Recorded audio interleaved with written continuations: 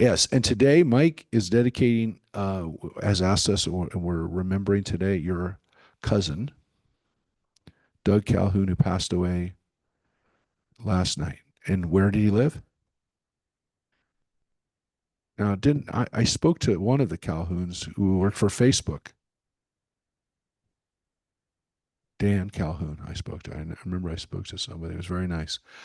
So we'll dedicate that to him today, for the for this class. So, wow, that's an interesting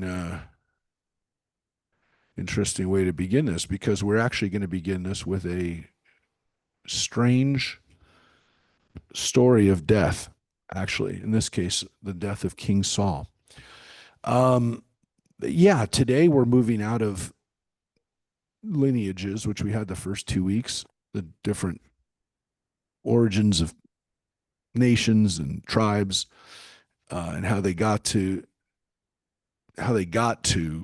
essentially be there in the land of Israel with the numbers that they had.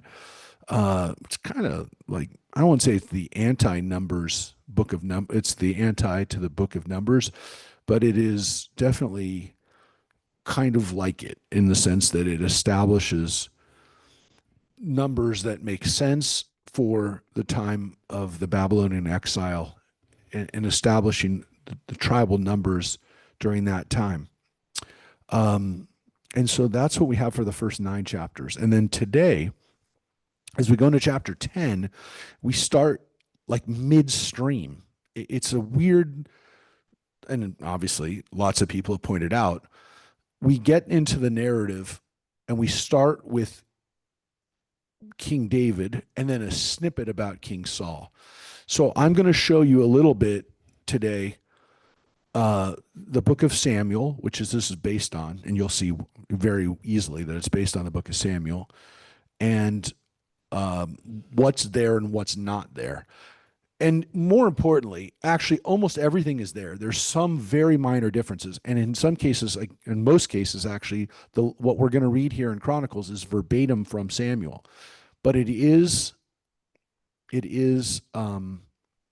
a different order, and there are occasional differences, and then there are occasional omissions. There's things that are not there, which you can, we'll kind of show you why, and why we think. We'll show you where it is, and then I'll kind of explain why we think it is. So you're going to see this side by side. Remember, the book of Samuel starts with the story of Samuel, the the prophet, who's basically the one who's the kingmaker. He's the one who's put in charge of by God of making Saul king, and then of course he makes David king simultaneously. So there's an overlap where David and Saul are both kings. The book of Chronicles is written by somebody in the southern kingdom who, in some ways, is much more pro King David and Solomon than even David was. And I know that's weird, but because the book of Chronicles was probably written, or at least edited, the materials are edited and whatever additions are made hundreds of years after King David lived, there's a certain distance from King David, and maybe even a certain kind of like, well, we don't have to get into that story. Where when King David, his story is written during the book of Samuel, everybody knew these stories and they had to be included. And I'm talking about the stories that make David look downright, you know, scoundrel. I mean, the story of Bathsheba, for example.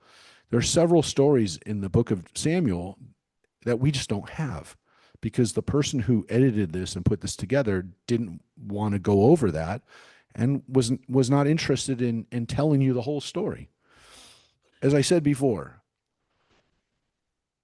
when we started this Chronicles, the author of Chronicles never thought you'd sit and with a book, or as we have now, with a computer, and be able to do side by side what we're going to do right now, which is load these two stories right next to each other so you can see what they look like.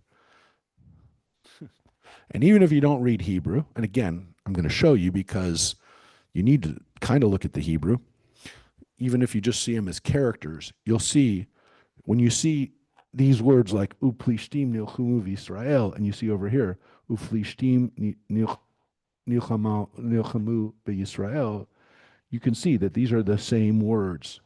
You don't have to read them to see that these words are the same words.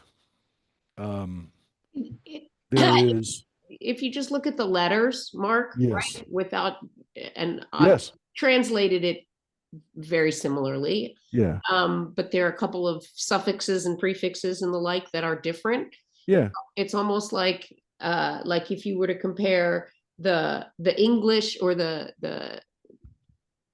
vernacular from the 50s versus the vernacular from the 70s. Do you know what I mean? yeah, Where yeah. it's just Well, yeah, it's the same words, but in they're in some cases, in some cases, it's the entire part is the same. I mean, this one is nilchamim and this one is nilchamu, but every other word in here, or this is vayanusu and this is right. So vayanes. it's So it's just little almost, it's it's almost little bits exactly of the same. things Yeah. that are just a little different. Like it's a different, Yep. you know, A part of the different country. dialect, maybe. Different Yes, and dialect. it's not even a Yeah, different absolutely. dialect. It's It's not. probably reflective of a couple hundred years Yeah, of hey, language. let's just we don't need to say it like that. It sounds a little archaic to say it like that. Email versus text. Yeah. And so let's take a look at this. And again, I'll point it out when there's like something missing, and in some cases something added. And I'm not going to do every word that's different because most of these words are just they don't really change. When we get enough of this, I will tell you, I will share this, something that I was able to do with the help of AI. I'm serious. I was able to do this with AI. I'm sure there's somewhere that you could find this, but yeah, once we have enough, especially when we get into the later part of the book of Chronicles, we can also compare it to the book of Kings. So this is Samuel and Kings on one side, and then that's Chronicles on the other. So yeah, once we get into this a little bit more, I'll share you this. So yeah, this is a little cool little thing. It wasn't that hard to do, but yeah, thank you, AI. Thank you, AI. Of what? Of when this took place? Well, if you'd been there Wednesday night, which you were, Wednesday night, last Wednesday, we talked about the authorship and when this stuff is being written. So the book of Samuel, we believe, and again, this is our belief. This is somewhat based on like what historians and biblical scholars who study this. The book of Samuel was written we believe, pretty close to when David and Saul and Samuel and Solomon lived. We believe it was written very close to those times. So that means about 1000, right? About 1000, maybe 950 BC, right? Samuel and Kings. This book, we believe, was written right around the time, well, let me say this. The latest event that's chronicled is from 586, which is the destruction. Yeah, yeah. Well, wait. Sorry. 586 is the last thing in Samuel and Kings. The last thing that's here is the return of the Jews under King Cyrus, which is about 500 BC. So the last events in Samuel are the last events in the book of Kings are from about 586, and the last things in the book of Chronicles are from about 500. It doesn't mean that they were finished at the same time, because again, the book of Kings is much more of an edited version of other books that we believe we don't have anymore. That's a difficult thing for me to say, other than the Bible itself says that. So they talk about books that are called the books of the annals of the kings of Israel. We don't have those books. When the Bible says that it relied on those books, why not take it at its word? There's no reason to deny that. The fact that we don't have those books is frustrating. But that doesn't mean that too bad. You're going to be frustrated. We don't have those books, or don't have them yet. It's not likely we're going to find them because they'd be 600 or 700 years older than the Dead Sea Scrolls. So relax. We're not probably going to find them. The fact that we found the Dead Sea Scrolls was miraculous enough as it is, but to find scrolls that are 500 years earlier, not likely. Possible. Never want to say it's impossible, but not likely. So the fact that we don't have these books, it's frustrating. That being said, again, it doesn't mean that just because something is mentioned at the end of the book that couldn't have been written by a later author. But those facts are what they are. If something's mentioned in the book and you can terminally date it from the time that person said that's what happened, I'm going to tell you that. So let's take a look at the discussion of what begins here, because I just want to show you. In the previous chapter, chapter 9, we had Ahaz begat Yara and Yara. We had begats. And then chapter 10 is this. Chapter 10, we get hit with this, which again, I opened it up on the screen. This is a retelling from the end of the first book of Samuel. And remember, the book Samuel, like Chronicles, like Kings, like all the books that we have that have 1 and 2, Jews did not put these books separately into 2 books. It was Christian scholars that broke these books up into 2. That being said, it's fine. The book of Samuel is 1 and 2. Book 1 ends with the death of Saul and the beginning of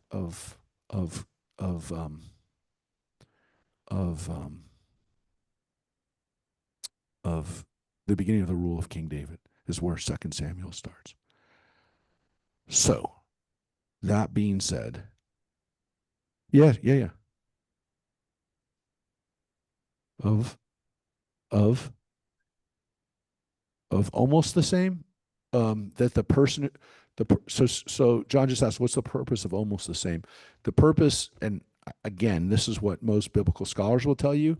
The purpose is that the author of Chronicles never thought you'd be doing what we're doing right now, which is being able to look at the book of Samuel and say, yeah, but here's where Chronicles changed it. He didn't think you'd have it. He thought that this version of Samuel that he gave you would be the one that you'd use. That's what we think. He didn't intend for us to have both versions. And again, his version, the Chronicles version, is much more pro King David than the one that King David probably commissioned, because most scholars believe that the book of Samuel was commissioned under the authority of King David, that King David approved, or maybe King Solomon approved of the material that went into that book, even the unfavorable material that went into that book. Interesting. And mainly we feel that way because the access that's given and the reason that it's there seems to be for David to explain his story and not to really pull any punches. And there's people who are okay with that. There's other people who don't want you to know everything about their lives. They want you to know a sanitized version. David doesn't seem to be that kind of person, which makes him a captivating character in another way as well, I would say. If that's the case, then he's even more human and maybe again a lesson in celebrity and fame and in leadership than we might also sometimes realize. All right, so let's read the beginning of 10 and this. I promise today, if we get to it, you're going to see something that the chronicler does that you're going to be like, how could you leave that out? So there are several things in here that are interesting, not just from what they say, but from what they don't say. So, and you'll see it.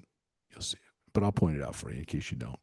All right, Rosemary, if you take us through the story of very short story. Yeah, for now I'm going to show both on there. The story of Saul, the very short story of Saul in Chronicles. The Philistines attacked Israel, and the men of Israel fled before the Philistines, and many fell on Mount Gilboa. The Philistines pursued Saul and his sons, and the Philistines struck down Jonathan, Abinadab, and Malchishua, sons of Saul. The battle raged around Saul, and the archers hit him, and he was wounded by the archers. Saul said to his arms bearer, "Draw your sword and run me through, so that these uncircumcised may not come and make sport of me." But his arms bearer, out of great awe, refused, whereupon Saul grasped the sword and fell upon it. When the arms bearer saw that Saul was dead, he too fell on his sword and died. Thus Saul and his 3 sons and his entire house died together. Yeah, that's not quite that's not quite what the book of Samuel said. Uh, it says that his um it says that his um sons and his arms bearer, as well as his men, right? Chronicles reads all of his house. There's a difference. All of his house means everybody died in his house. This is that the sons who were with him on the battlefield died. The book of Chronicles basically says they're all gone. All of Saul's family is gone. The book of Samuel doesn't quite say everybody's gone. And we know that everybody's not gone because Jonathan's son is still alive. David keeps him alive. There's other family members that are kept alive. It's interesting that the chronicler, basically says, no, it's it. It's done. As far as he's concerned, it's done. It's all over for Saul and his family, for his dynasty. The house is gone. Sounds very Game of Thrones-ish, right? And then it continues with. And when all the men of Israel who were in the valley saw that they had fled, and that Saul and his sons were dead, they abandoned their towns and fled. The Philistines then came and occupied them. The next day the Philistines came to strip the slain, and they found Saul and his sons lying on Mount Gilboa. They stripped him and carried off his head and his armor, and sent them throughout the land of the Philistines to spread the news to their idols and among the people. Yeah, it's very similar. The slightly different, but basically the same thing, which is they took off his head. They defiled his body.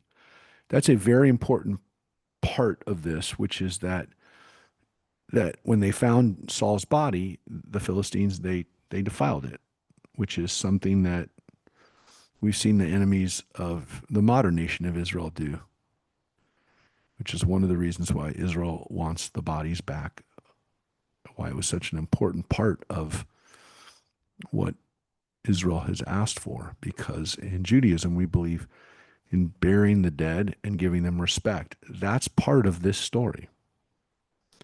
So it is there's a very eerie similarity to what we're seeing right now.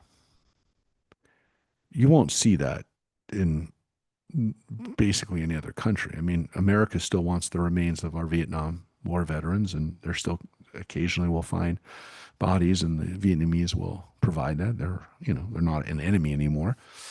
But you didn't see this, which is we're not leaving the battlefield until we have the bodies. That is a Jewish value. And we understood, unfortunately, that the bodies would be used as a PR tool, it was a propaganda tool, because what they did is they brought Saul's head into the different temples, the different Philistine cities. It would be on display as they brought the head from one place to the other, because King Saul fought against the Philistines, right? And so he was their enemy. And now they're bringing their enemy's head to the different places and showing it off and putting it in their temples. It's exactly what it says they did. And both of them do. Now, there's a slightly different version. Here it says they put it in the book of Samuel, says they put it in the temple of Ashtaroth. And here it says they brought it to the temple of Dagon. But they're both kind of the same kinds of things, which is they put them in their pagan temples. They put Saul's head, armor, in these different places. It's it you know, this is Beit Shan is one of the places we go in the land of Israel. When we go on our tour, we go to the city because it was a Greek and Roman city during the later period of time. Always kind of like a pagan city, but yeah, it was a pagan city during this time, and specifically, it was a pagan city where Saul's body was. So let's read what happens. They placed his armor in the temple of their god, and they impaled his head in the temple of Dagon. When all Yabesh Gilead heard everything that the Philistines had done to Saul, all their stalwart men set out, removed the bodies of Saul and his sons, and brought them to Yabesh. They buried the bones under the oak tree in Yabesh, and they fasted for 7 days. Oh wait, so note. Well, read the next paragraph, and we'll. Saul died for the trespass that he had committed against the Lord in not having fulfilled the command of the Lord. Moreover, he had consulted a ghost to seek advice and did not seek advice of the Lord. So he had him slain, and the kingdom transferred to David, son of Jesse. Yeah, that's not in the book of Samuel. There it is right here. The same stuff we just read about. This wonderful story of again, isn't Israel, this is what the Israel army would do today. In some cases, go into a place, risk the lives of soldiers to get the body of other soldiers and other citizens who died. There are people who did that. I mean, part of what they did, they were doing this in Gaza a week ago. They were going from building to building, searching for the bodies. That's what happens in this story.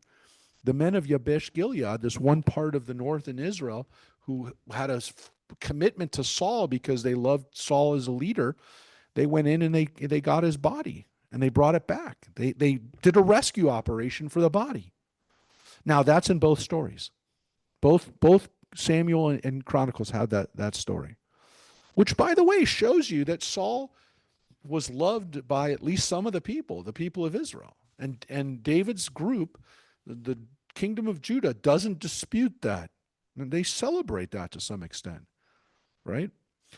And you can see that it's slightly different because in the book of Samuel, it simply says they went there, they took the body, and they burned it, by the way. It says in the book of Samuel, they burned it, which is interesting because, again, it's not something we do in Judaism.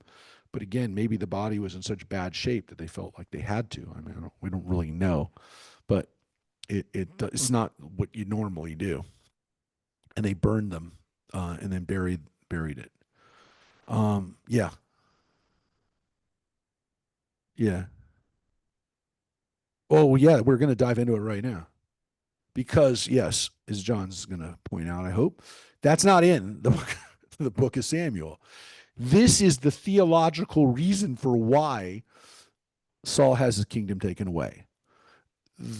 Now, the book of Samuel has a lot more in there and has the story of the witch of Endor when Saul went before this battle and consulted with the last witch that he didn't kill, by the way. He killed all the witches, Saul, except for this one witch. And he went in disguise, remember? And he went to see her and said, hey, I need you to bring up Samuel so I can ask him whether we're going to win in battle. Well, Chronicles just told you that's one of the reasons why he died. He consulted with ghosts. But he also, more importantly, did not do what God told him to do, which is go to war against the Amalekites and completely destroy him. And that's when Samuel comes to him and says, the kingdom is taken from you, Saul, because you could not fulfill the word of God, because you decided to go on your own, do your own thing. We're taking it away from you. So the book of Chronicles flat out tells you why this happened right here. And so it doesn't let the death of Saul pass without reminding you why or telling you why. But again, you can make the argument it's because it's not here. The story of Endor, the witch of Endor, is not here in Chronicles. The story of the Amalekites is not here. And so the chronicler tells you. Now, again, some people say it's the theological, reason for why Saul's kingdom comes to an end. Yeah, But it's also a summary of what you didn't get to read here. But it's not here because it starts the story. I said midway. It's not really midway, it's the end of the story. It basically just tells you how King David got to be king. And the most important thing is this is what happened. This is the battle where it all happened, but that's not why. It's not the why. The why is because he no longer was fit to be the king. And so God took it away from him. And so this version tells you right in it that's why it happened, in case you forgot. Yes, John.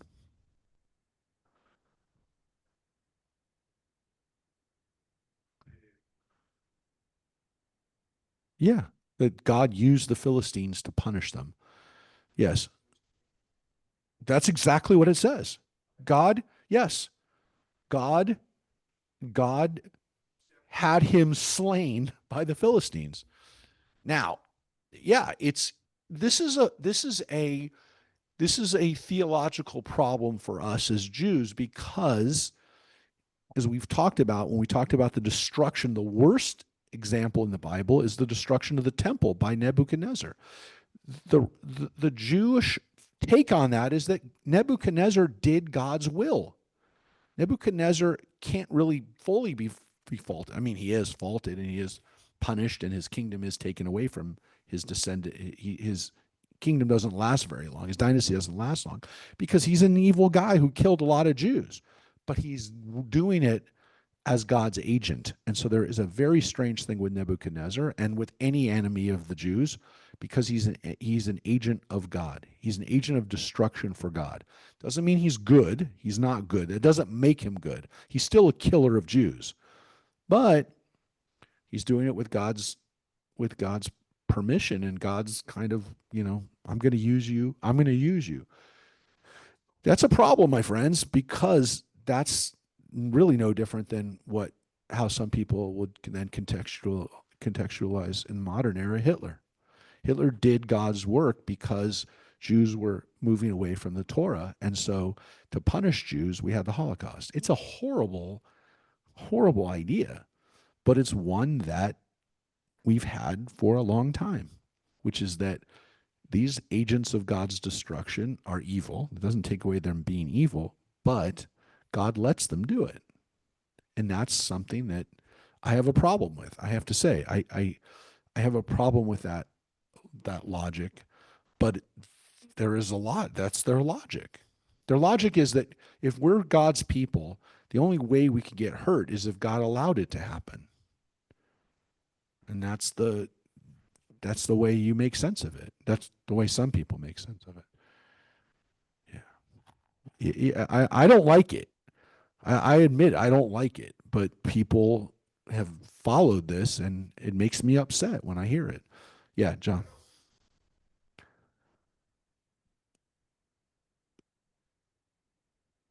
Well, he also, again, as far as Samuel's concerned, he didn't listen to him and he didn't kill the Amalekites in the first place. God said, do this, and you didn't do it. So again, I mean, John, and my belief is that at least the tribe of Judah, which was a huge tribe, never wanted Saul to be king. And it's an explanation for how David took power and eventually ruled with God's blessing and not with, how did we get rid of King Saul? Look, the Bible and to some extent David are they're in a little bit of a jam. There's a little bit of paradox here because how do you rectify this? If God made King Saul king, how do you unmake him king? Well, you really have to have him killed, but you still have to treat him with respect. And so when the Philistines then disrespect him by taking off his head and doing these kind of things, it gives David justification to go to war against the Philistines and utterly annihilate the Philistines. Well, he didn't kill all the Philistines, obviously, but he went to war against them. It's more problematic than that, of course, because what we're going to see in chapter 11 and what we see also earlier in this book, which they totally avoided up until now, by joining the story midstream, the chronicler completely omitted a very important scene of important scenes of King David's journey to be king, which are he worked for the Philistines. He was a Philistine mercenary, and we're going to read it the way that they told the story. But remember, David didn't just take away the kingdom from King Saul, he did it using the Philistines for part of the time. You can't argue that. The Bible tells it. It's just a question of how you're going to tell that story. The Bible doesn't avoid the story. The book of Samuel really doesn't avoid the story. The book of Chronicles is going to obscure it further because it happens, that's 300 years, 400 years in the past. We don't really need to talk about that so much now because it's old news. It's not old news during the book of Samuel because there were people who were still scratching their heads going, wait, isn't this David who fought with the Philistines against us? There were people in the north who probably said, I'm never going to support David. He fought against Saul. He fought with the Philistines, our mortal enemies, the guys who cut off King Saul's head, and he fought with them.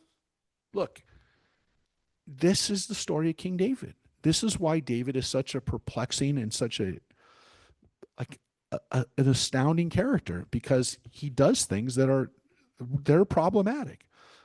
And you can't simply say, well, he did God's will and God loved him. And yeah, okay. But he also does stuff that you couldn't understand why people wouldn't have liked him. Not least of which, you killed somebody to take their wife. That's pretty bad. It's a tough one. It's a real tough one to stomach. That one of our greatest heroes is a very, very flawed person by his own admission. That's the other interesting thing about him, is he doesn't seem to deny that he is a flawed person. That's why, again, he makes for a very interesting character for us to study and to but consider. Also, Mark, at one point we had a discussion, God knows how many years ago, about how God gives the 10 commandments and the Israelites go and break them one right after the other. Yes. So yes. Doesn't that pave the way for David to be? Well, David actually breaks the thou shalt not commit adultery one. So Right. when you're thinking about where he fits into that, yeah, he fits into that story as the example of adultery. And of course, the example of testifying falsely in court against somebody and having them killed is the story of what King Ahab does with taking away Nabal's vineyard. Yeah, I mean, every one of, and it seems a little too obvious, by the way. That was David Noel Friedman, my professor's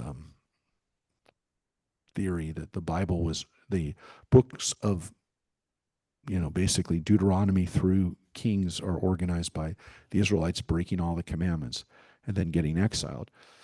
So, yeah, David's part of that then.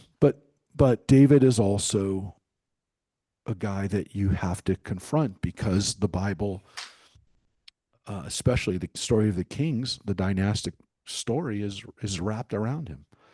I mean, David starts a dynasty in about 1000 BCE that lasts to 586. That's 400 years. That's a long dynasty. 400 years. It's generations of kings.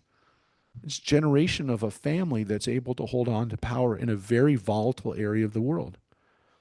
You have to understand that. I mean, that's an amazing thing. So the story has to be told, and the story had to be understood. It had to be contextualized. I have to make sense of it. How do I make sense of this story?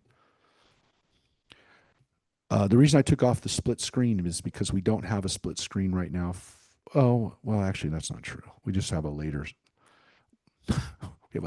and earlier version of it. I will show it. So let's look at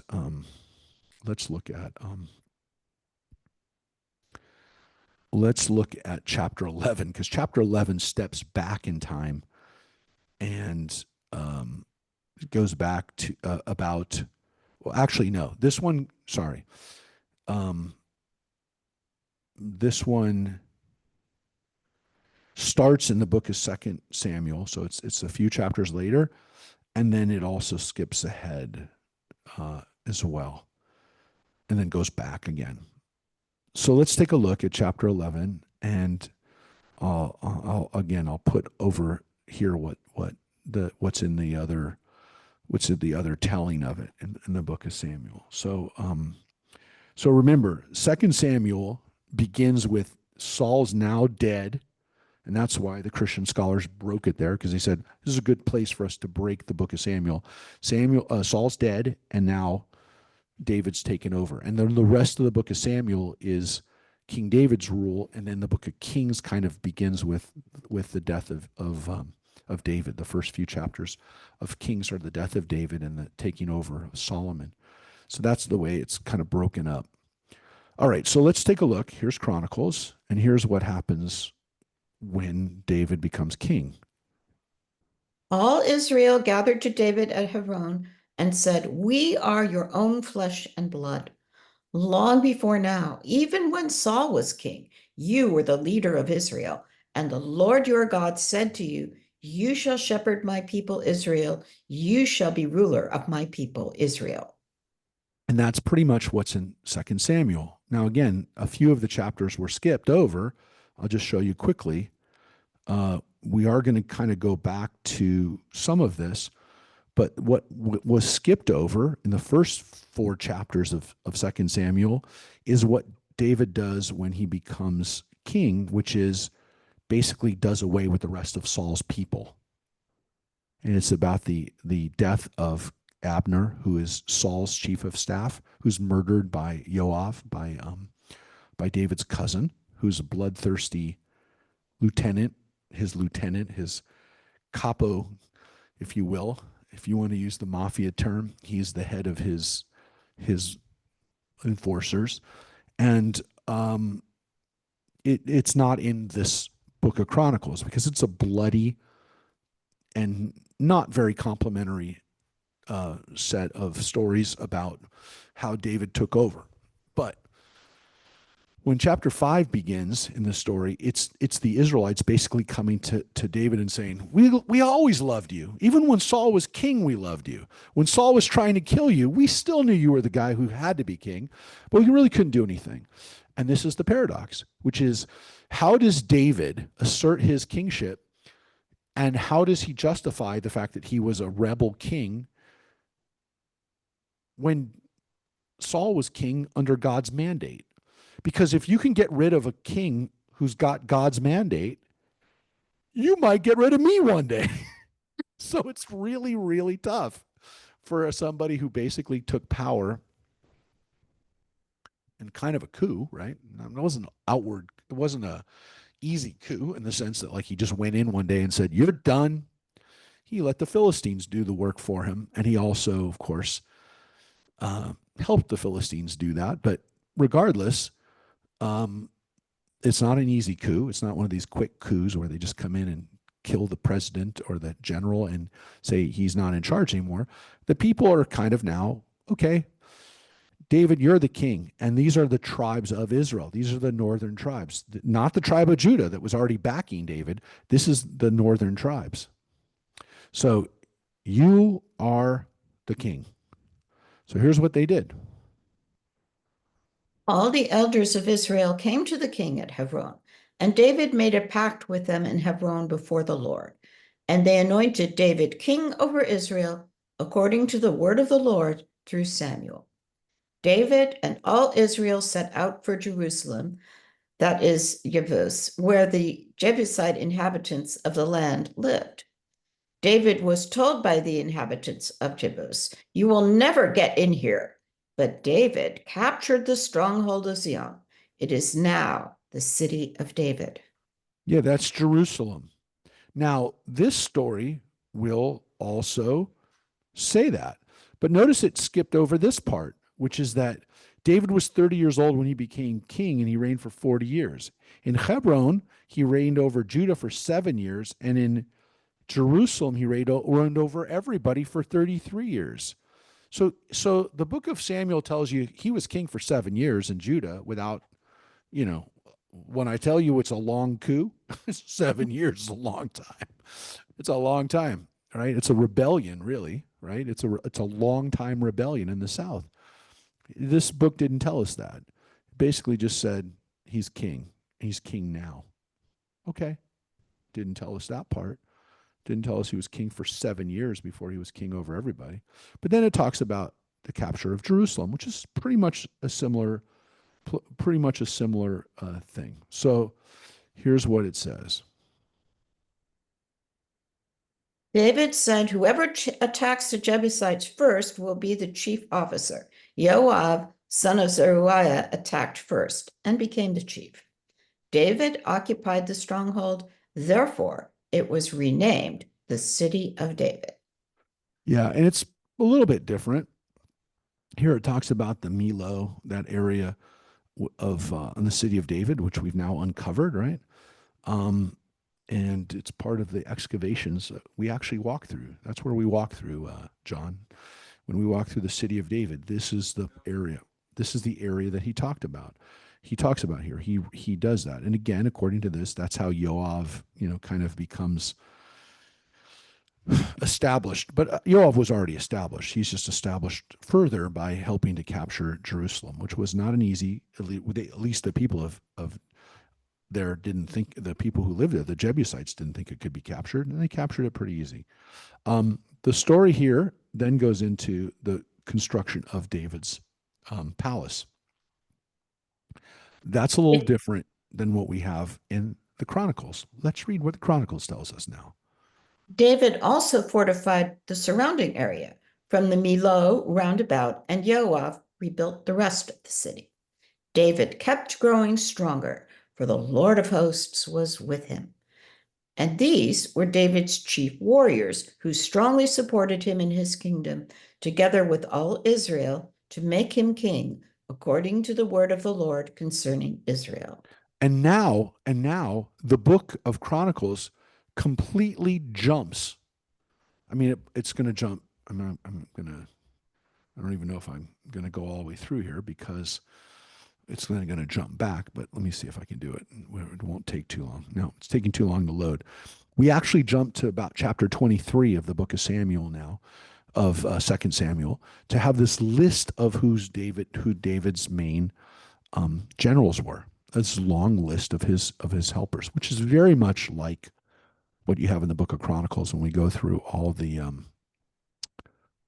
list of the tribes. So this is not the most exciting part of the story, but it is retelling parts of what we know.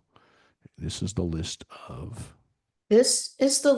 of David's warriors. Yashabeam, son of Hakmoni, the chief officer. He wielded his spear against 300 and slew them all on one occasion.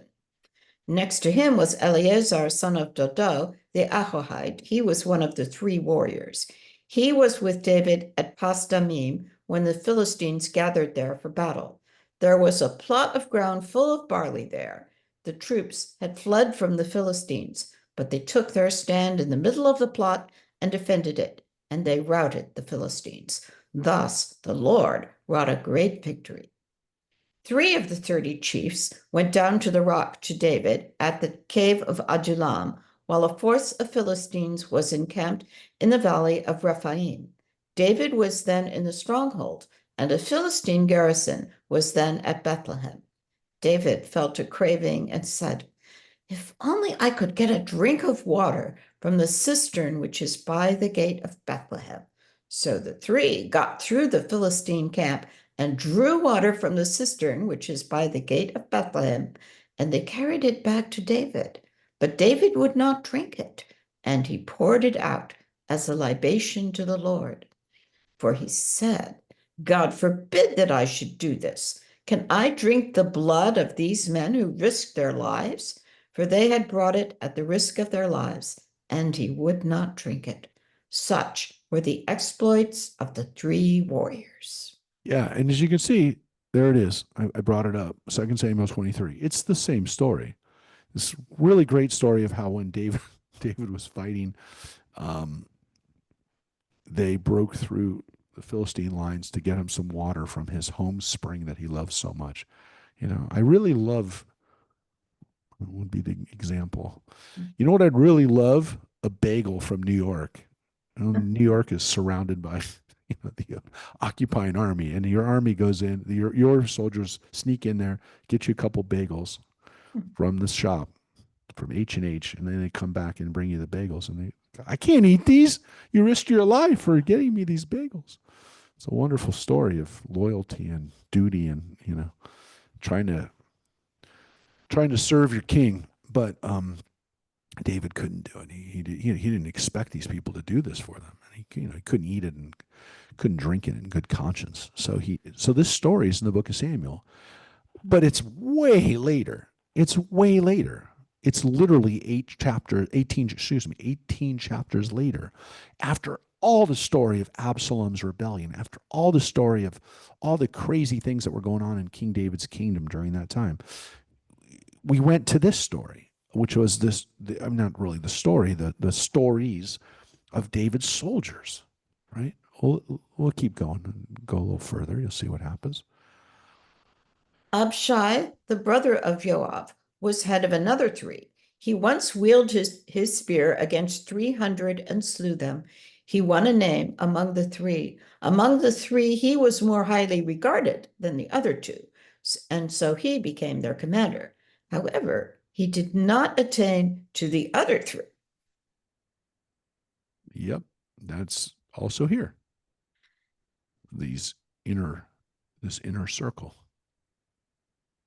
Benaiah, son of Jehoiada from Kebtheel, was a brave soldier who performed great deeds. He killed the two sons of Ariel of Moab. Once, on a snowy day, he went down into a pit and killed a lion. He also killed an Egyptian, a giant of a man, 5 cubits tall. The Egyptian had a spear in his hand like a weaver's beam, yet Benaiah went down against him with a club, wrenched the spear out of the Egyptian's hand, and killed him with his own spear. Such were the exploits of Benaiah, son of Jehoiada, and he won a name among the three warriors. Yeah, so the big three. You want to be part of the big three. Abishai was not part of the big three. He was close, but he wasn't one of the big three. Benaiah was, though. Benaiah was. And look what Benaiah does. Benaiah kills like a Goliath-like guy, right? A 7.5 foot tall guy. He kills him, an Egyptian, right? So you can see, looks like something out of Enter the Dragon, like a Bruce Lee movie. Yeah, and it's in both stories, both versions, the Samuel one and the Chronicle, and the Chronicles tells that story. So he's one of those. And again, literally, I mean, here it's the same. It's literally the same. Yeah. So, yes. Yes. What? Yes.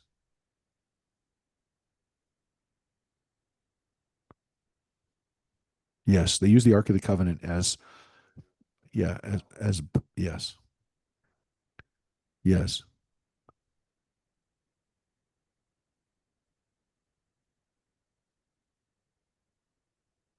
So, yes. So, well, remember, it's not that Saul retrieved it. It's not that the Israelites got it back, got the ark back because the Philistines thought it was cursed, right? And so they put it on a cart and they send it back, and the cart knows where to go. It's a miracle. But yeah, going into battle with the cart was a problem. I mean, with the ark was a problem because if you don't have God's permission, it's going to get taken. And that's probably again why, to some extent, the ark was taken in battle, and we don't hear about it anymore.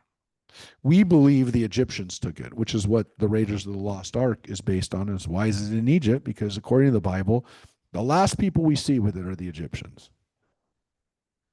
Correct. But the Egyptians taking the ark seals the deal on it because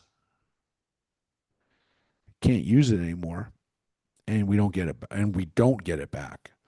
So it's not in the second temple, right? The ark is not in the second temple. And so is, is the second temple is really never as good because it doesn't have the ark. It doesn't have it doesn't have that power. But again, I mean, if you're going to go into battle with it,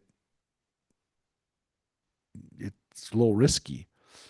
I mean, I guess you go into battle with it if you know that God is going to help you with it, but like when it doesn't work, it doesn't work, and then it's gone. Yeah, it's look, that's the problem is the answer, the traditional answer is God didn't want the people didn't deserve to have it anymore. And so it's not in Egypt. God hid it. God hid it from the world. So it goes into the earth, and then no one, I mean, according to the Midrash, it is. We don't know. It's fun because yes, it's fun because Raiders of the Lost Ark is a great movie, and we love to know where the ark is. It's in that warehouse, It's in the warehouse. Yeah, that's right. Now it's in the warehouse. So, and yes, and so the Ethiopian version of that story is the Ethiopians stole the original one, and the one that got stolen was the fake one. So the one that got captured was the fake one. So, uh, yeah, so the Ethiopians have it in Ethiopia. That King Menelik, Solomon's son with Sheba, took it. They took it back to Egypt, to Ethiopia with them. So the Egyptians never got it. So that's a wonderful story too. But what? Look, this is why everybody, we're fascinated by it. So this is again an explanation of David's crew, which you got to also wonder, why is this important? Well, probably because people consider themselves, people who believe they were descendants of these people absolutely wanted to know, where were their ancestors? We better know who these people were because they were my ancestors. So this is David's crew, David's family. Some of them are family. And again, I call it crew because it's very much like a mafia. These people are enforcers. They kill people in very brutal ways, and they oftentimes are killed themselves. I mean, Yoav is killed. Why? Because David tells Solomon when he dies on his deathbed, make sure Yoav isn't around because he'll probably kill you. I mean, that's mafia talk, friends. That's mafia talk. So yeah, and he's my cousin. He's your cousin. He's your cousin. He's my first cousin. He's your first cousin once removed. You better kill him because otherwise he'll kill you. These are the people, right? And so the Yoav and his brothers, Asahel and Amasa, these are brothers they're all enforcers, right? And the reason why Yoav killed Abner was because Abner killed Amasa in battle. But uh, all right, let's keep reading and jumping around. He was highly regarded among the 30, but he did not attain to the 3. David put him in charge of his bodyguard.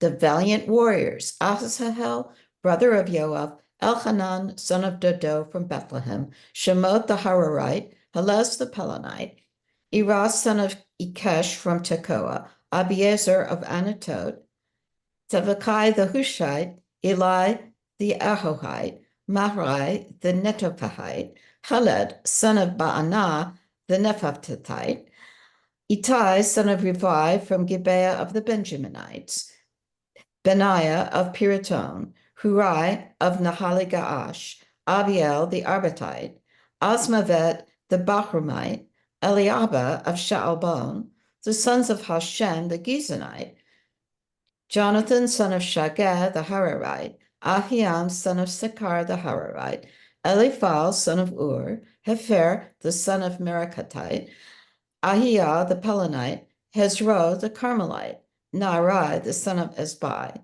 Yoel, brother of Natan, Mipar, son of Hagri, Zelek the Ammonite, Naharai the Beratite, the arms bearer of Joab, son of Zeruiah, Erah the Itrite, Garev the Itrite, Uriah the Hittite, Zabad son of Ali, Adinah son of Shizah the Reubenite, a chief of the Reubenites, and 30 with him, Hanah son of Maacah, and Jehoshaphat the Mitnite, Uzziah the Ashtarothite, Shema and Yael, sons of Hotam the Arorite, Yediael son of Shimri, and Yoha his brother the Tizite, Eliel the Mahavite, and Yerabai and Yoshaviah sons of Elnaam, and Itmah the Moabite, Eliel, Obed, and Yasiel the Mesobite.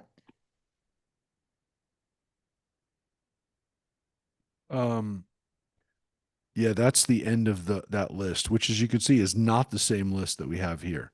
It's got a lot of them, but it's not all of them, and it's a different. I mean, it's a different list than that we have in Samuel. So, for example, this Samuel ends with Uriah the Hittite, who's obviously very important because that's about Sheva's husband or first husband. Um, and so this list continues on and has other people that we don't have. Um, these are again David's main soldiers, his main warriors, the people that fight with him, um, and have command level experience. So it's a different list. I mean, there's some are the same, but it's not exactly the same. So clearly, this guy who's writing Chronicles is depending on a different list for this section. Though again, I mean, there's a intention in both books to give us these lists. This the book of Samuel goes into a different text following this than what Chronicles is going to do. This now, I believe, this section here is all the way back. Hold it one second. I don't know if I can do it. Well, we'll start reading chapter 12, and I'll get to where this is in the book of Samuel. But now,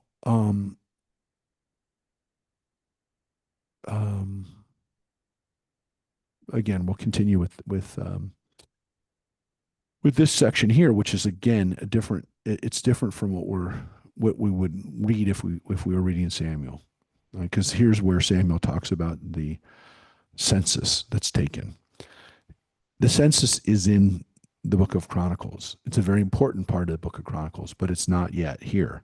So here they give this list of pretty much David's crew, and then it goes into the census. Here, we'll take a look at what happens in Chronicles. The following joined David at Ziklag while he was still in hiding from Saul, son of Kish.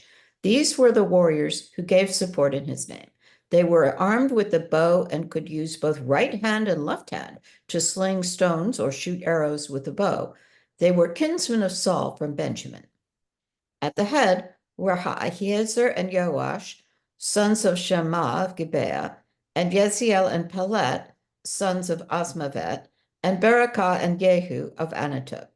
So these are Benjaminites. And again, one of the things we know about Benjamin, which is the tribe that Saul is part of, it's a small tribe geographically. It's the tribe around the city of Jerusalem. But what do we know about them? They're very good in battle. One of the reasons why they're very, very good in battle is because they are, what we would say today, modern analogy, they are switch hitters, meaning they actually fight with both the right and the left. They can hit from both sides of the plate. And they train that way. They train so that they can sling with both the right and the left hand, which makes them very difficult to get into battle with, because whatever side you attack on, they're able to compensate and be able to switch over and hit you from that side. So if they have to swing around and start to hit you from another flank, they can do that. So the Benjaminites train that way. That means they consciously train that way. Of course, it's ironic because their name means B'nai Yamin, the son of the right. But what they seem to have done is use that as a uh, almost as a motto for themselves, which is we're going to be the sons of the right and the left, and so they learned on both sides, and were very very proficient in battle. So it makes sense that King Saul is from that tribe because that tribe was known to be some tough guys. So David, of course, uses some of them for his crew, for his soldiers. So here they are. At the Yeah, head but were yes, they're going against their own Ishmael tribe. of Gibeon, a warrior among the 30, leading the 30, Jeremiah, Yahaziel, Yohanan, and Jozabad of Gedera, Eluzai, Yerimot, Baaliah, Shemariah, and Shephatiah the Harapite, Elkanah, Ishiah, Azarel, Joezer, and Yashaviam the Korahites, Joelah and Zebadiah, sons of Jeroham of Gedor. Of the Gadites, there withdrew to follow David to the wilderness stronghold valiant men, fighters fit for battle, armed with shield and spear. They had the appearance of lions and were swift as gazelles upon the mountains. Ezer the chief, Obadiah the second, Eliav the third, Mashmanah the fourth, Jeremiah the fifth, Attai the sixth, Eliel the seventh, Yohanan the eighth, Elzabad the ninth, Jeremiah the 10th, Machbanai the 11th. Those were the Gadites, heads of the army. The least was equal to 100, the greatest to 1,000.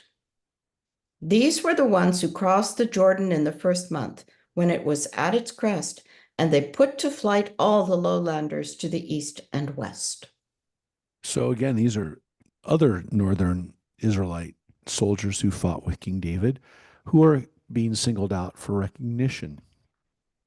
Again, reminding us that not everybody in the northern kingdom supported Saul. There were people who supported him all along. Again, you can make the argument that he was a charismatic and capable leader. But yeah, these are people who fought with him all along. So it kind of went backwards now to his early days when these people were attached to him.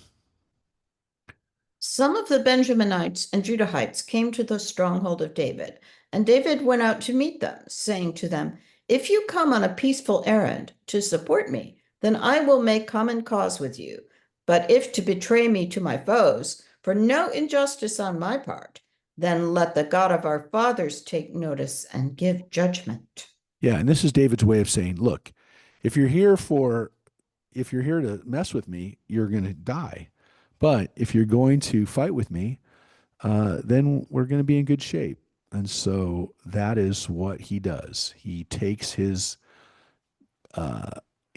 people that join with him and kind of lets them know, if you're on my side, great. But if you're here to make trouble, you'll get trouble. So that's a fancy way of saying, I got my eye on you. And it makes sense because he was a rebel at this point. So again, it's going back to the beginning of his coup, if you will, the beginning of his kingship, his openly defiant kingship.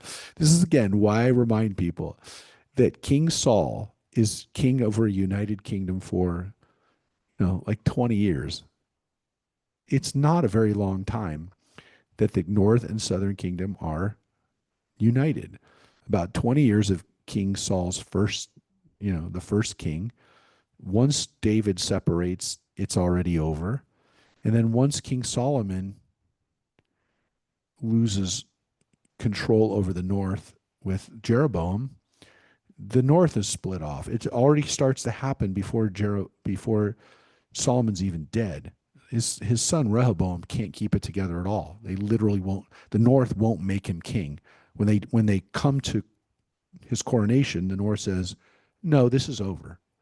So the northern and southern kingdom alliance, the unity of that monarchy, it lasts for King David's life and most of King Solomon's life. It lasts for about 80 years. That's it. For most of the time, the northern and southern confederation doesn't work. And that's the reality. There was this hope that it would work, that they could all be together.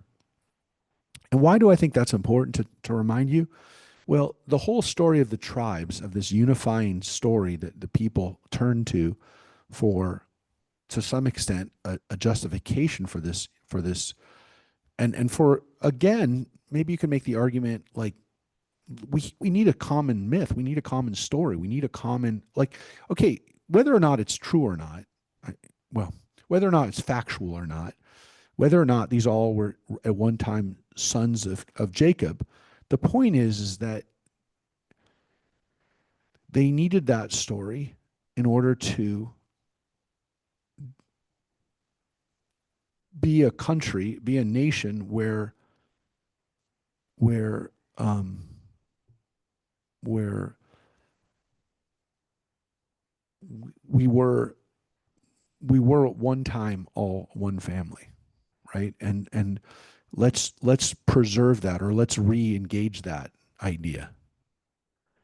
So, um, it's as if, again, to use the analogy we would know from our own history, when Abraham Lincoln gives the Gettysburg Address and says 77 years ago, he's reminding people that not that long in the past, again, in his situation, he's saying, a couple generations ago, we were a united country.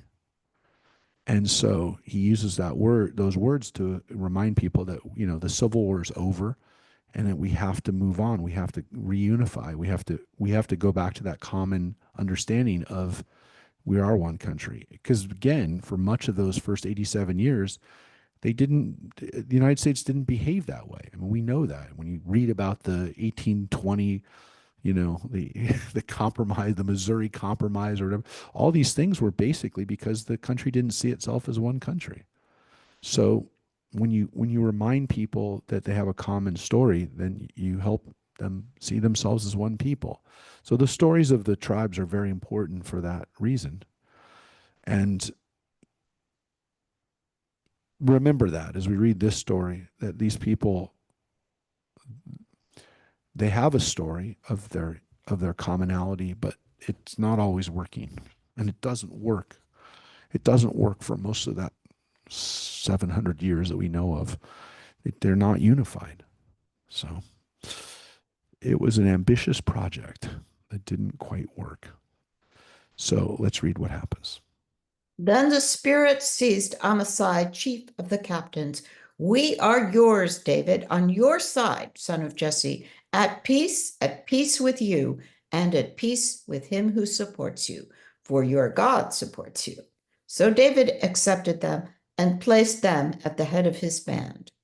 Some Manassites went over to David's side when he came with the Philistines to make war against Saul, but they were of no help to them, because the lords of the Philistine in council dismissed him, saying, "He will go over to the side of his lord Saul, and it will cost us our heads." When he went to Ziklag, these Manassites went over to his side: Adnah, Jozabad, Jediel, Michael, Jozabad, Elihu, and Zelophehad, chiefs of the clans of Manasseh. Yeah.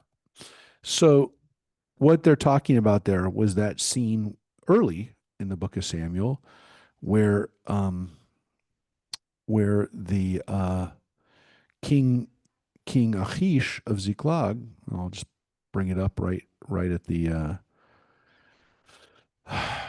right at in the book of Samuel, that when the Philistines were fighting against him back in here, I'll show you. Oh, wait, how do I do that? You know what? I'll just show it to you real quick. Um, when they fight with the Philistines, when David and his people fight with the Philistines, they let me just show you. Oh, that's all the places where we had both right next to each other. Okay, so This is again kind of skipping back to the story. Um, when they fought with when David and his people were fighting with the Philistines, um, here's the line. Wait, I think I went past it. Um, yeah, it's before this. Um, so it's right here. It's right before 30. Um, and David, when David was fighting with the Philistines, with King Achish, the Philistines said, "Who are these Hebrews? Why is that? Why is that? Why that's David, the servant of King Saul of Israel." Achish said to the Philistines, "He's been with me for a year, and I found no fault with him, and he's not defected." Right? But the Philistine officers were angry with him, and the Philistines said, "Send him back, get him out of here." Because what would happen if he decides to defect in the middle of the battle? Remember what they say about King David.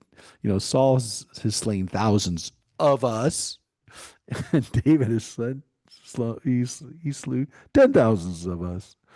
And Achish said to David, "Hey, as God lives, you have been honest, and I would like you to serve in my forces, for I have no found fault, right? I have no fault with you, but you're not acceptable to everybody else." The rest of the Philistines say they don't want you here.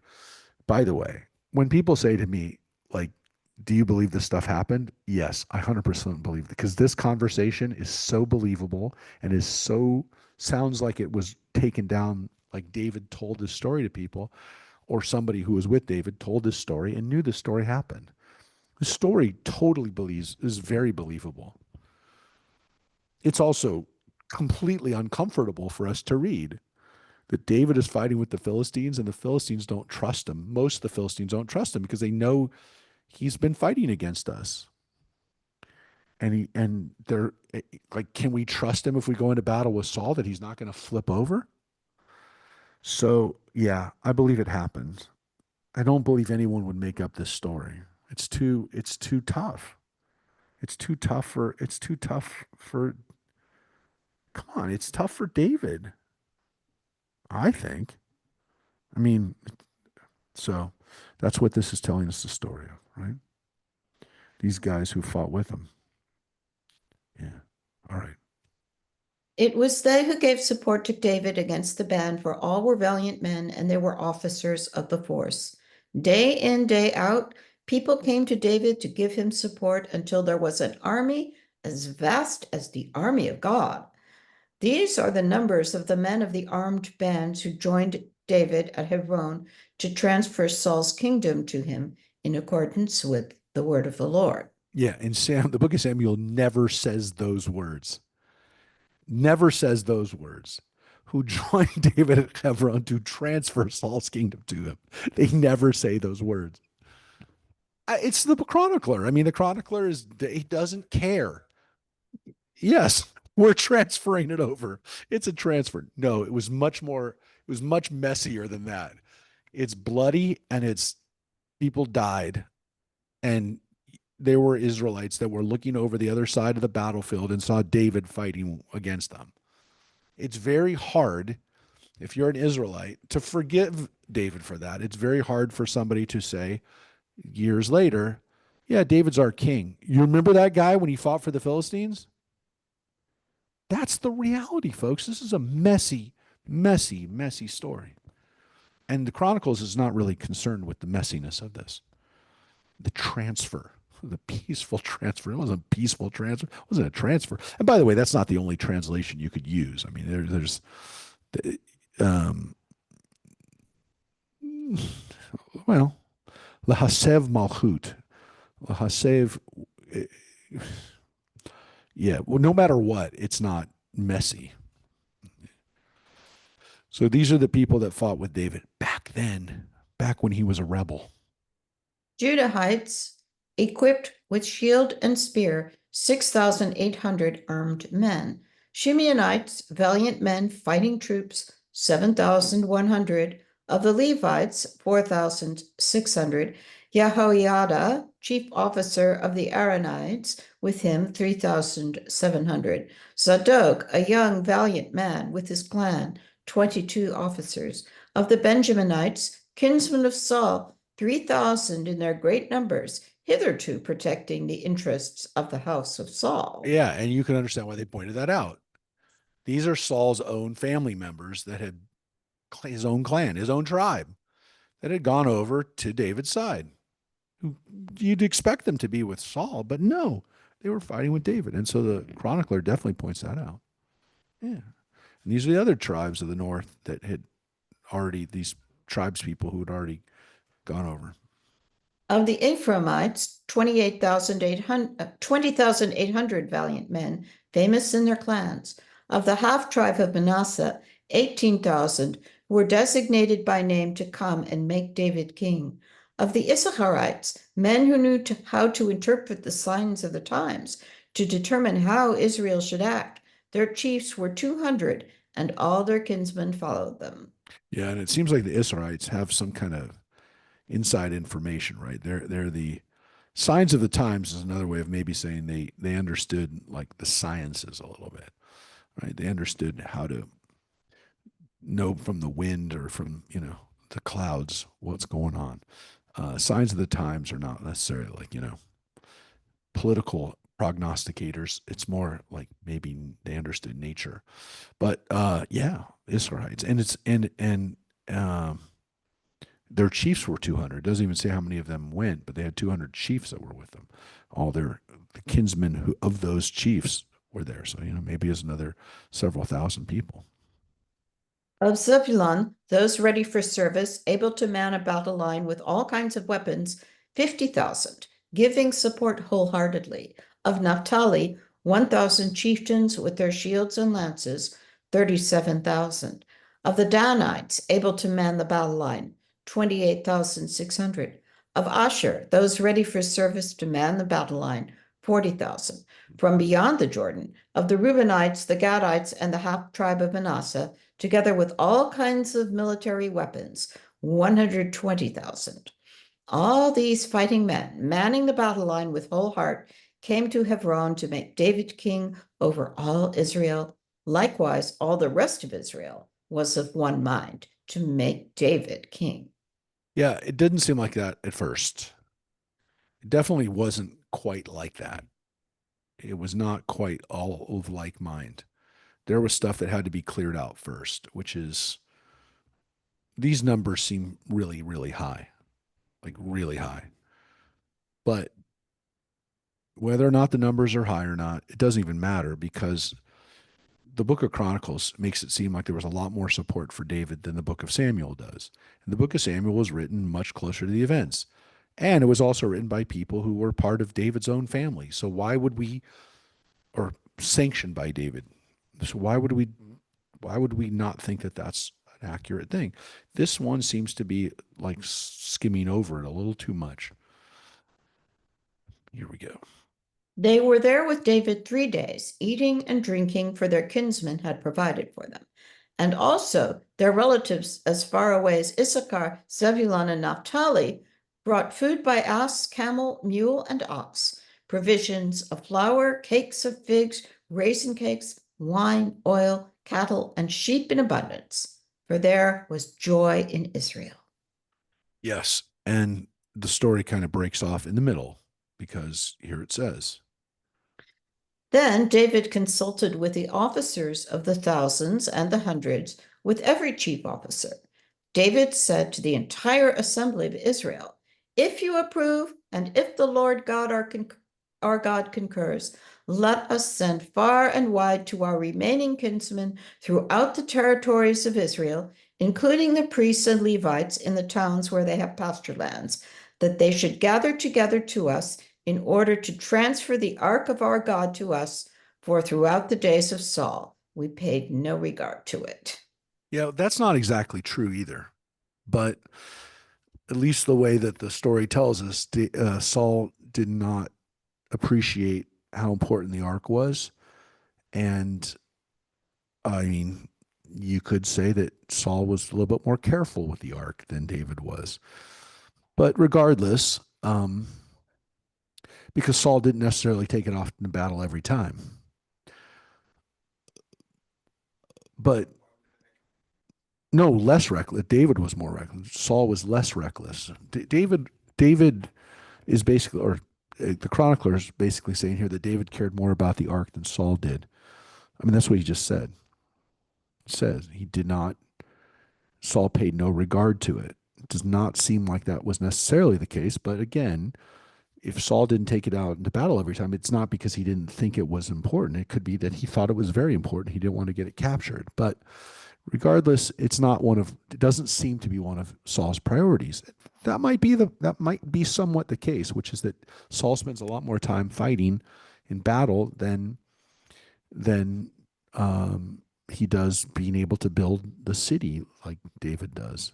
Not that David doesn't fight battles, David does. But Saul, remember, is the first king of Israel. He's the first king who's actually fighting the Philistines, the unified army against these people that have been encroaching on us for years. And Saul is the guy who finally says, no, we're going to all fight together. All the tribes are going to fight together, and we're going to get rid of the Philistines, and we're going to get rid of these people once and for all. We're not going to have Amalekites and raiders coming into our country anymore, stealing our harvest. We're not going to have the Philistines coming in and collecting taxes and tribute from us. We're going to kick these people out of our country. It's our country. Well, he was pretty good at it. But again, doesn't seem like everybody's that happy with Saul. David and the tribe of Judah were definitely not happy with him. All right, so here's what they said.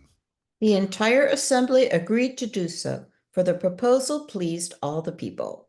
David then assembled all Israel from Shihor of Egypt to Labo Hamath in order to bring the ark of God from Kiryat Yearim.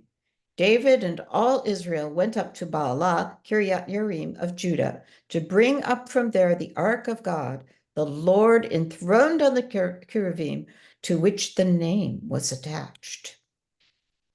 They transported the ark of God on a new cart from the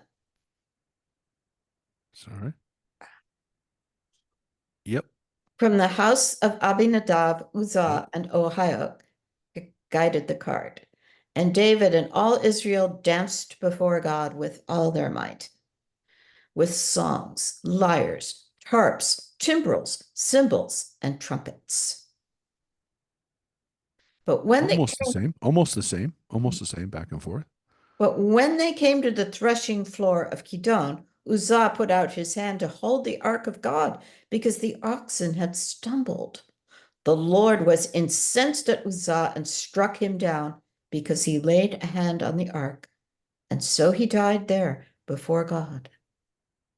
David was distressed because the Lord had burst out against Uzzah, and that place was named Perez Uzzah, as it is still called. Yeah, and that's pretty much the same version here, right? Almost exactly the same words. This is how the place became called Peretz Uzzah, the breach of Uzzah. He was the guy who just seems to be doing the right thing. I don't want the ark to fall on the ground. I reached out and I stopped it from happening, and he died. The ark. Yeah, the Ten Commandments. But he wasn't allowed to touch it. He wasn't supposed to touch it. So I don't know what was supposed to happen. Was the thing supposed to? Was it supposed to fly? I mean, the guy just instinctively did it. His reaction.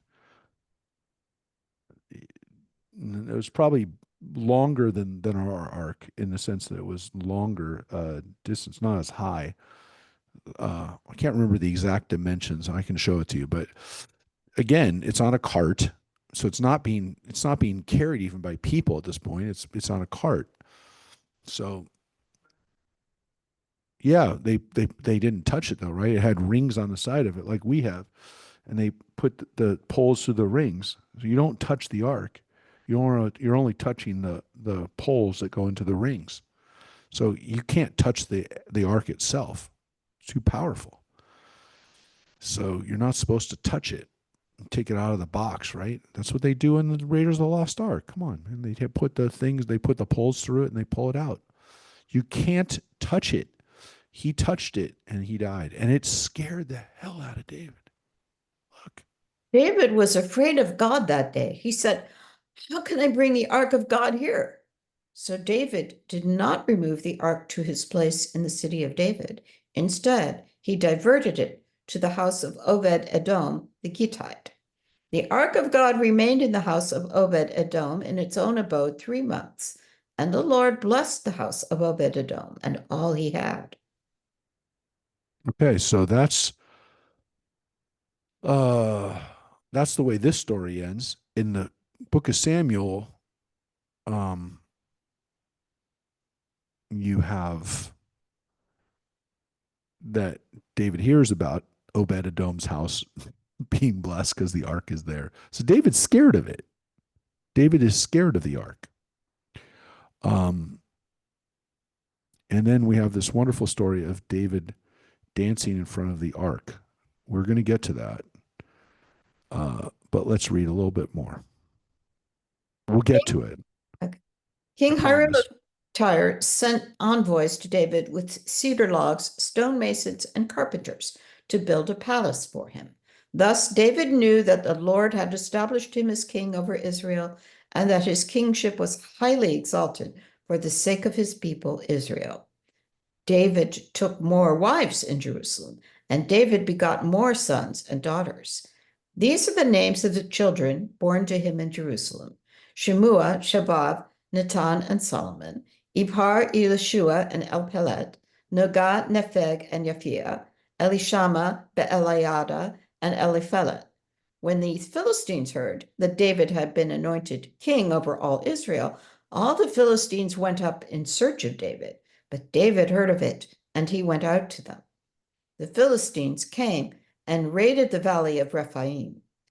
David inquired of God, "Shall I go up against the Philistines? Will you deliver them into my hands?" And the Lord answered him, "Go up, and I will deliver them into your hands." Um, so this story then goes back to uh, it goes back to what we have in the book of Samuel.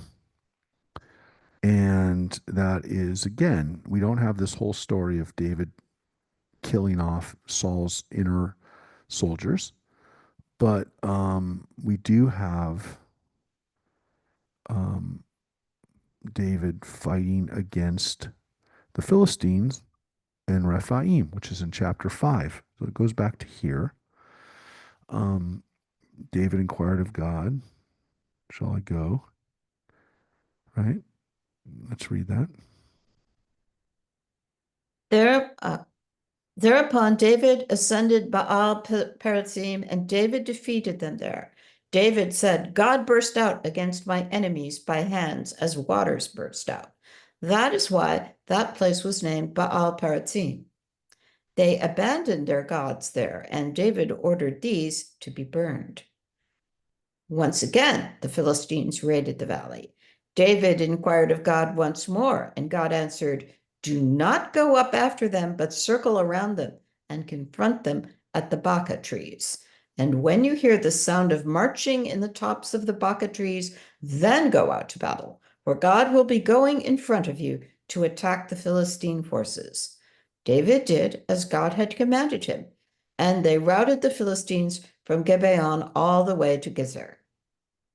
And that is, again, before the story that we just read, which was the story of the ark. So it's a little bit out of order because here now it goes back to the ark story, the part I just showed you. So it's a little bit different order. It's not that important necessarily. I mean, it's kind of a slightly different way of telling the story. Where in the Chronicles, it seems like they already had the ark and then they go into battle.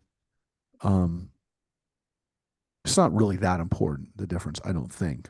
But there is something very interestingly, clearly absent from this story, which you're about to see, because now it's going to go back to that. Um, so they rout the Philistines.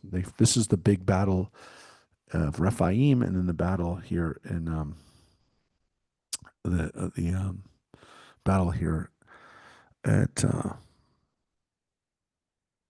um, it's basically in the same area. It's Rephaim. There's two battles there, but basically the Philistines are routed. Now,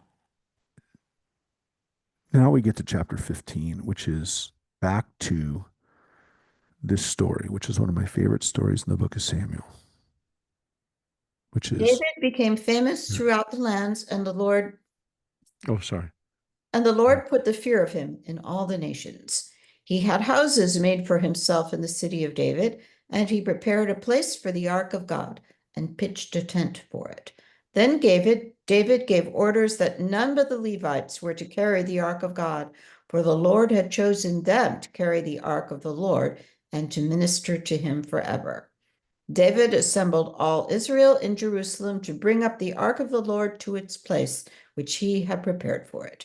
Then David gathered together the Aaronites and the Levites, the sons of Kohath, Uriel the officer and his kinsmen, 120, the sons of Merari, Asaiah the officer and his kinsmen, 220, the sons of Gershom, Yoel the officer and his kinsmen, 130, the sons of Elizaphan, Shemaiah the officer and his kinsmen, 200, the sons of Hebron, Eliel the officer and his kinsmen, 80, the sons of Uzziel, Aminadab the officer and his kinsmen, 112. David sent for Zadok and Abiathar the priests, and for the Levites, Uriel, Asaiah, Yoel, Shemaiah, Eliel, and Aminadab. Yeah, that's not in the book of Samuel. Samuel is not concerned with who the priests are. The chronicler, who is a priest himself, Ezra, or one of Ezra's scribes, or one of the priests who's part of Ezra's group, they're very concerned with this because guess what? That's their people.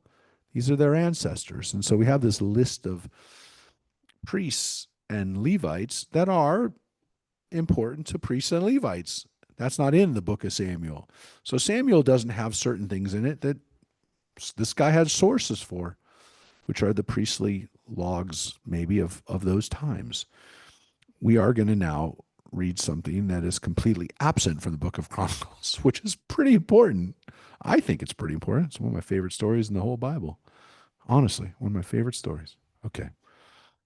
He said to them, "You are the heads of the clans of the Levites. Sanctify yourselves, you and your kinsmen, and bring up the ark of the Lord God of Israel to the place I have prepared for it.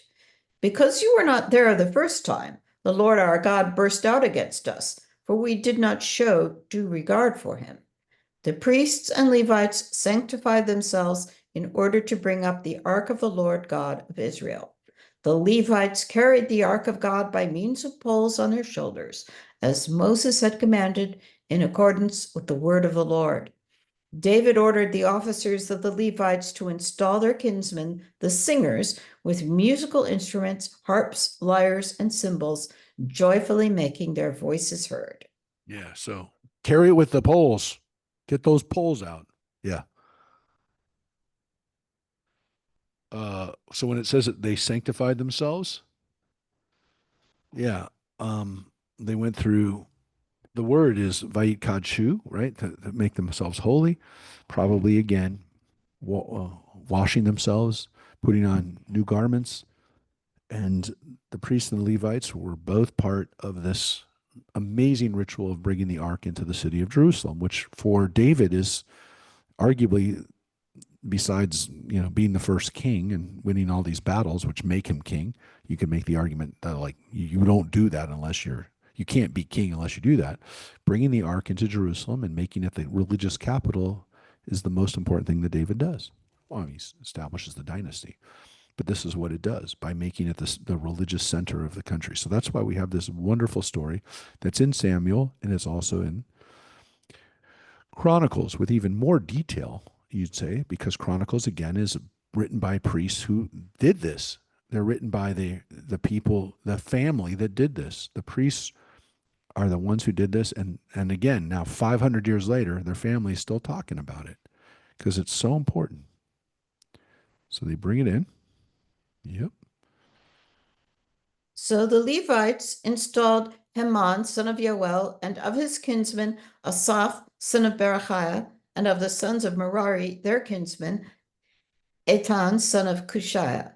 Together with them were their kinsmen of second rank, Zechariah, Ben, Yaaziel, Shemiramot, Yehiel, Uni, Eliab, Benaiah, Messiah, Matitiah, Aliphalu, Mikniah, Obed Edom, and Yeiel, the gatekeepers.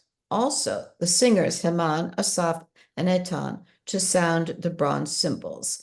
And Zechariah, Aziel, Shemiramot, Yehiel, Uni, Eliab, Maaseiah, and Benaiah with harps on Alamot. Also, Mattitiah, Eliphalihu, Miknela, Obed Edom, Yeiel, and Azizah with lyres to lead on the sheminith. Also, Hananiah's officers of the Levites in song. He was in charge of the song because he was the master. Berechiah and Elkanah were gatekeepers for the ark. Shevaniah, Yehoshaphat, Netanel, Amasai, Zechariah, Benaiah, and Eleazar, the priests, sounded the trumpets before the ark of God, and Obed-Edom and Yehiah were gatekeepers for the ark. Yeah, none of this is in the book of Samuel. None of it. Because the book of Samuel is telling us a story about how David becomes king and brings in the ark, and it's not written for people who care about who the priests were. But the priest did, and the chronicler is a priest. And so it's natural that he's going to talk about his ancestors and what they did. They're part of this story. Book of Samuel doesn't have that. It literally goes, Obed-Edom, his house is really doing well because he's got the ark there. And then it says they bring the ark to the city of David. David went up and brought the ark from the house of Obed-Edom to the city of David amid rejoicing. Well, this is all the rejoicing that this didn't just say. All that is going on in Chronicles, and it's not mentioned here. Okay, so that's an example of something that's in Chronicles. That's not in the book of Samuel. But look what's not in Chronicles. Then David and the elders of Israel and the officers of the thousands who were going to bring up the ark of the covenant of the Lord from the house of Obed-Edom were joyful. Since God helped the Levites who were carrying the ark of the covenant of the Lord, they sacrificed 7 bulls and 7 rams. Now David and all the Levites who were carrying the ark and the singer and Hananiah, officer of song of the singers, were wrapped in robes of fine linen, and David wore a linen ephod. All Israel brought up the ark of the covenant of the Lord with shouts and with blasts of the horn, with trumpets and cymbals, playing on harps and lyres. As the ark of the covenant of the Lord arrived to the city of David, Michal, daughter of Saul, looked out of the window and saw King David leaping and dancing, and she despised him for it. Yeah, and I just want you to just see the next line. Read the next line. They brought in the ark of God and set it up inside the tent that David had pitched for it, and they sacrificed burnt offerings and offerings of well-being before God. Yeah, we're probably going to finish this right now because I'm not going to get into 16. I didn't assume we'd get, I hoped we would get here. As I said, this is one of my favorite stories in the entire book of Samuel, and it's not here. What is not here, folks? What is glaringly absent from this story? Well, here's the story in Samuel. David whirled with all his might before God. David was girt with the linen ephod. Well, it said he's wearing the linen ephod here. Here it seems like that's all he's wearing. Thus David and all the house of Israel brought up the ark of God with shouts, with blasts of horn. And as the ark of God entered the city of David, Michal, daughter of Saul, looked out the window and saw King David leaping and whirling, and she despised him for it. Same thing. That's pretty much the same thing. Right? They brought up the ark. That's kind of the same thing.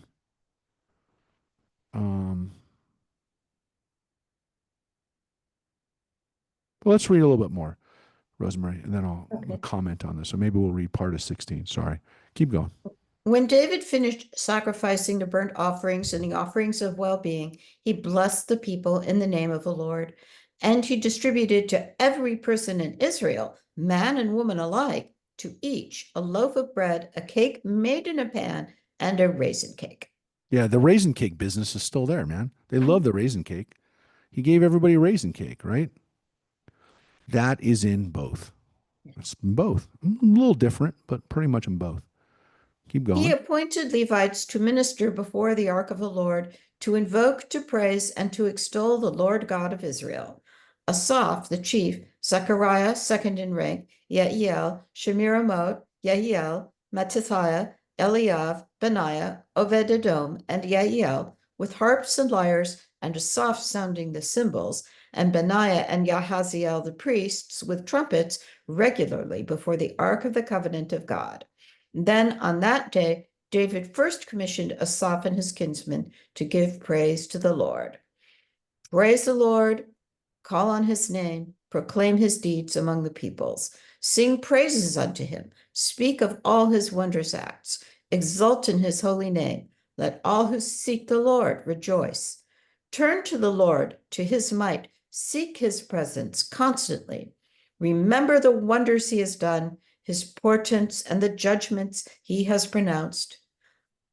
O offspring of Israel, his servant, O descendants of Jacob, his chosen ones, he is the Lord our God. His judgments are throughout the earth.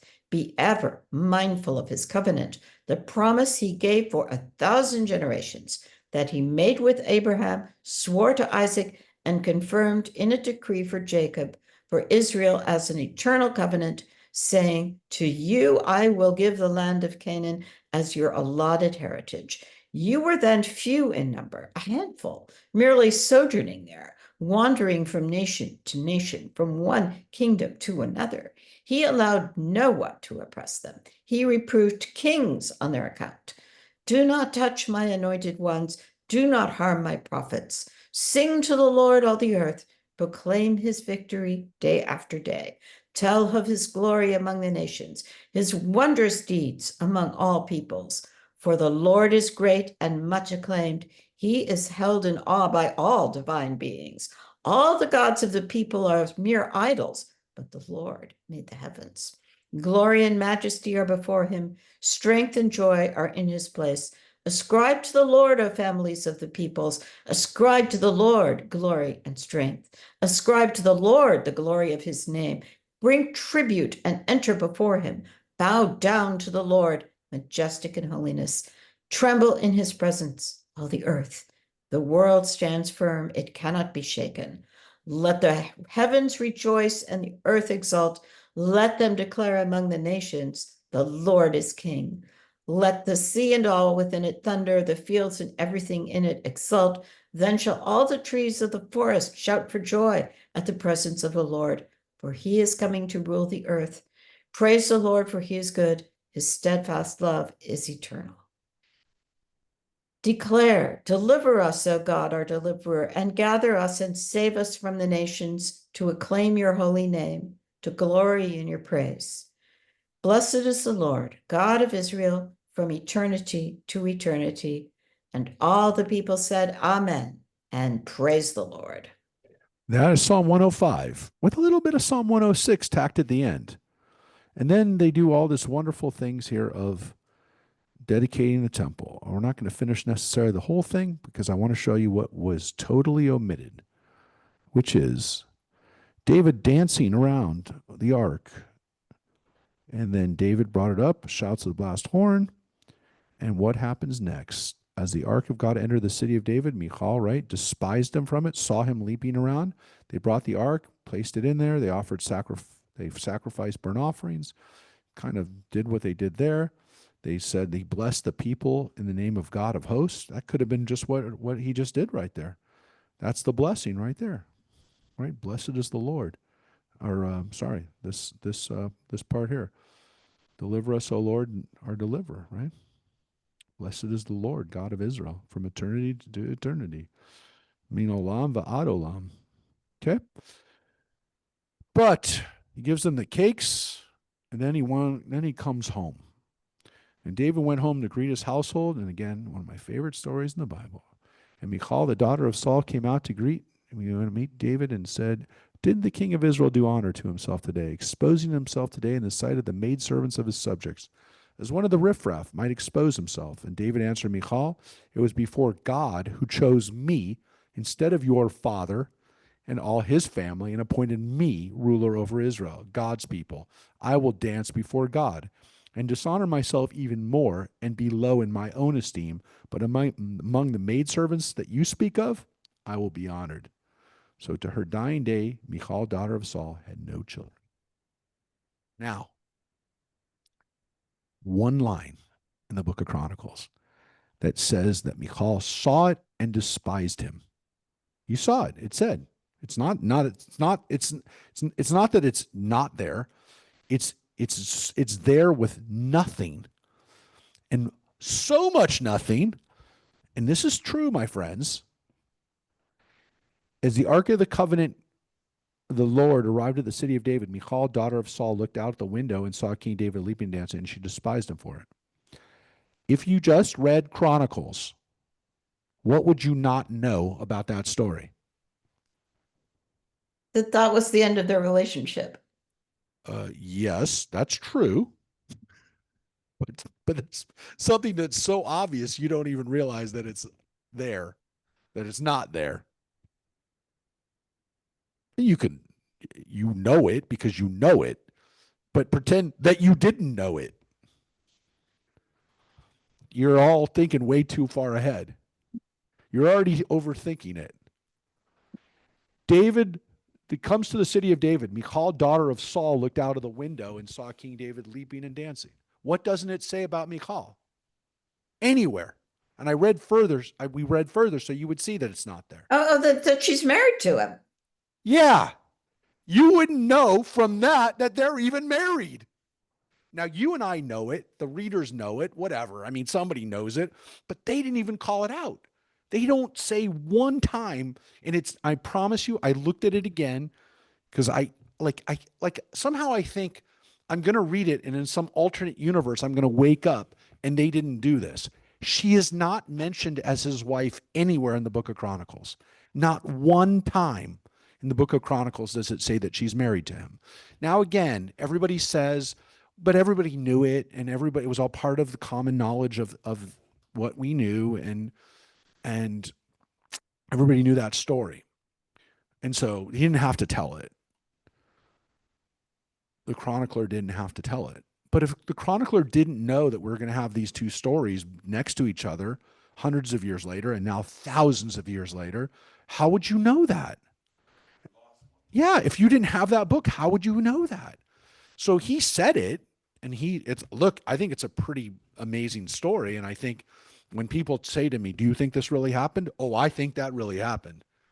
I think David came home from that scene, and David knew it, and everybody else knew it. They never slept together again. They didn't say it like that. They said she didn't have kids, and they didn't but what the implication is, that was it. They were done. And they loved each other. She loved him. She risked her own life to spare David, to try to get him out of the house. It was a great story too. But this story of him coming home, and she looks down at him and says, "Didn't you make a fine spectacle of yourself running around there naked, consorting with the women down there?" And he basically says, "You think that was bad? Wait, what I'm going to do later." And that's what he said to her. "You think that was bad? You haven't seen anything yet." Of course, and it's very real. And it's very real. I think it's very real. I think you don't make that up. First of all, why would you make that up? It makes you look like you're a fool. I think David knew that story. I think he allowed that story to be told. And it explains some of his motivation. He had this wife, he loved her, she loved him. They fell out of love. They still had to be married because she's the queen of, look, remember, she got married when David went into hiding, right? David's